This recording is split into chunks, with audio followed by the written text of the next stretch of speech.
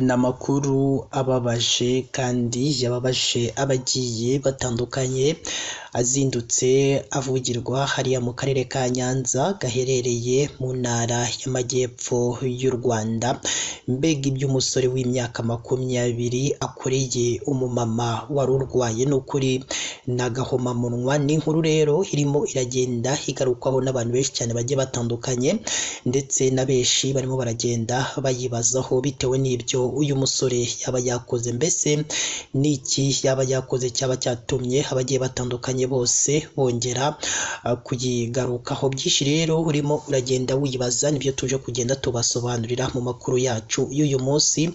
Reka rero twihuse dutangire n'iyi nkuru yacu yagiye itungura abagiye batandukanye, yabereye hariya mu ntara y'amajyepfo mu karere ka Nyanza, aho umusore uri mu kigero cy'imyaka 20 yatawe muri yombi nyuma yo gukekwaho icyaha cyo gufata ku ngufu umugore w'imyaka 52 amufatiranye mu burwayi, aho yamusanze mu rugo acunze nta wundi muntu uhari, maze yinjira muri urwo rugo atangira kumusambanya ariko amufashe ku ngufu. N'inkuru rero yabaye ku itariki ya 3 Kamena 2025, iba mu masaha ya saa sita z'amanywa mu mudugudu wa Mukoni, akagari ka Kavumu, mu murenge wa Busasamana muri kano karere ka Nyanza.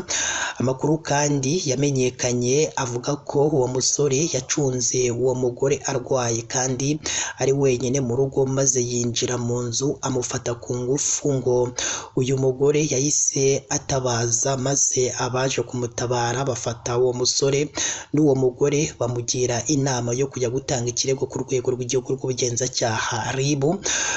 Ni inkuru rero yahise inemezwa n'umunyamabanga nshingwabikorwa w'uyu murenge wa Busasamana, Bizimana Jide, aho yavuze ko RIB yatangiye iperereza kuri uwo musore, aho ubu afungiye kuri sitasiyo ya RIB ya Busasamana. Uyu muyobozi kandi yaboneyeho umwanya wo gusaba abaturage kuzibukira ibyaha byose kuko biganisha ahabi.